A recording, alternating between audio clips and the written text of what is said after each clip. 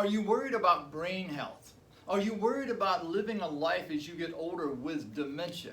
What if I told you that the food that may be in your hand at this moment could be contributing to a future of dementia?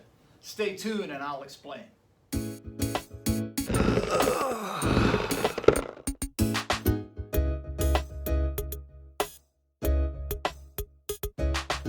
Welcome back to the Muscle Repair Shop. My name is Butch Phelps. I'm a functional massage therapist and a licensed health coach. And today I want to talk about the brain as I normally do, but instead of with muscles, I want to talk about how your food affects your brain.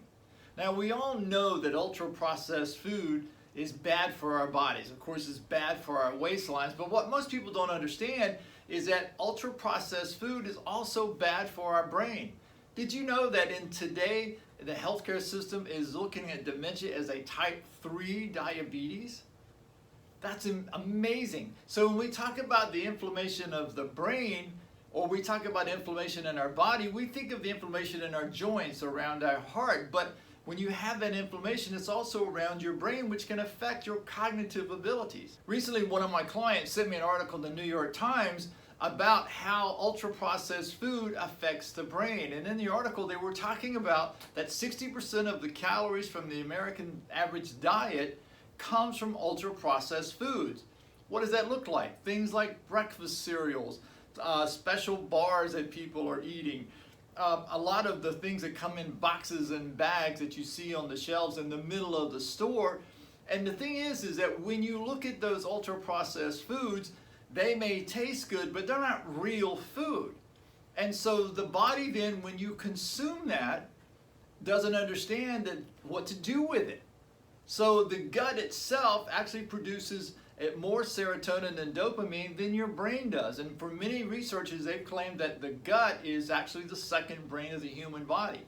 If the gut doesn't know what to do with it, how is it going to help you in your body, period? And so as you take in these ultra-processed foods, what happens is that you can have issues with things like colon cancer. You could have gut issues. You could actually wind up leading to dementia, heart disease, being obese, causing problems with diabetes. So the thing is that as you continue to consume these foods, I know they're cheaper. I know they're more convenient. But the idea is that we want to help this body live to be stronger. Now, one of the things I'd like to share with a lot of my young athletes is that think of your body as if it's a Ferrari. Imagine somebody giving you a brand new Ferrari, and you open up the owner's manual. The owner's manual says to you, this car takes premium fuel. And if you don't put premium fuel in it, it doesn't run at an optimal level. This car needs to be maintained. There's certain tires you need to put on this car. There's certain maintenance things that you must do at certain times to make this car run at an optimal level. And if you don't do that, no matter if it's a Ferrari or a VW Beetle, it's just not going to run well. So if you think of your body in terms of being a Ferrari, now all of a sudden when you put premium fuel in, that will not be ultra-processed food. In fact, in that scenario, the ultra-processed food could actually be relabeled as sugar water. Water with sugar in it. You put that in the gas tank of any car, and for any of you who knows anything about cars, the car stops. That's why it's important to be aware of what you put in your body. Now, for some of you may go, that's a lot of work. I don't know anything about nutrition. And neither did I when I first started. In fact, before I met my wife, I had lost 100 pounds. My wife, who is a retired registered dietitian, came into my life and she started teaching me about food. In fact, one of our jokes was when I first met her was she would talk about organic food, and I was like, organic's organic, I don't need any of that. Boy, was I wrong. And as I started learning about food and how that food converts into energy into my body, it became very important to me to change what I was putting into my diet. So according to the article in 2009, there was a group of researchers from Brazil that actually categorized foods in 4 different categories. One was unprocessed and also minimally processed foods that would be good for you. These are things like fruits and vegetables, things that are actually real food, whole grains kind of thing. That's the kind of food that you really want to consume most of the time. Then there is the processed foods, and these are things that can be like vegetable oils or corn oils, that kind of thing. And then you look at canned meats and canned vegetables, smoked meats, smoked fish, those kind of things. Cured meats can always contribute into that as well. And then you get into the ultra processed things, and these are like the chips and anything that comes in boxes pretty much that what it has is ingredients that you would never find in a home cooked meal. That's the easiest way to look at that. If you look at that box and you don't recognize the ingredients on that box, and it tells you what's in that box, and you realize that you would never use that in cooking a home cooked meal, these are foods that we really should not be eating. The thing is that most people are trying to lose weight, and they're trying to lose weight by restricting their calories or depriving themselves of eating certain foods. The important thing is, and I was just listening to Dr. Peter Tia this morning. He has a podcast called The Drive, and he was talking about the old calories in, calories out.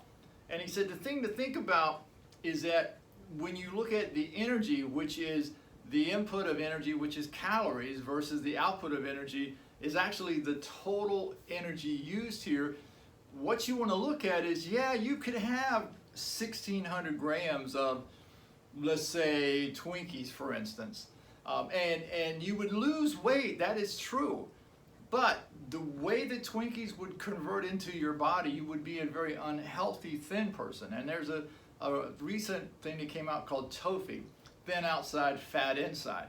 You look great on the outside, but on the inside, you're a mess. And so some of those people can wind up with diabetes even though they're not overweight. And so the thing to think about is that it's not just how many calories you're eating, but the quality of the food. So as Dr. Atiya had said, somebody who's taking that same, let's say, 2,500 grams of fresh whole foods and fruits can have almost twice as much food to eat, which means they're never deprived, they're never feeling like they're starving, but at the same time, they're actually having a healthier body and maintaining a healthier weight. That's the things you want to think about. And so when you look at a food, you know, for some of you, and it's funny because I have some friends of mine who can't really recognize fresh fruit and vegetables. I mean, obviously we know what a banana is and an orange and so forth, but for a lot of the vegetables, especially the green leafy vegetables, they have a hard time with that. So understanding what these vegetables are, things like collard greens and mustard greens and turnip greens and lettuces and so forth, bringing those into your life, what that does is that increases the fiber in your diet. And that fiber then becomes a gelatinous coating on the inside walls of your intestines, so that whenever you do eat foods that are not so good, that the amount of sugar from those foods are not dumped into your bloodstream, and the fiber itself can actually prevent so much of it from hitting into your bloodstream, which can protect your health. So the thing is that when you are looking at food, eat real food. In other words, if it's a carrot, the ingredients on the bag should say carrots. Shouldn't say any other thing that you can't pronounce or don't know what that is. And that's the one easy secret that you have. In my lifetime, I've lost over 135 pounds. And I did, especially the bulk of it was done in 2 different times of my life. And what I changed was I didn't go on some special diet. I mean, I actually went to eating whole foods. And by going to whole foods, I did not have to restrict how much I was eating. I never had to feel like I was starving to death. And therefore, my chances of success are going to be far greater than if I'm trying to use willpower and just, I know I'm starving, but I'm not going to eat anything.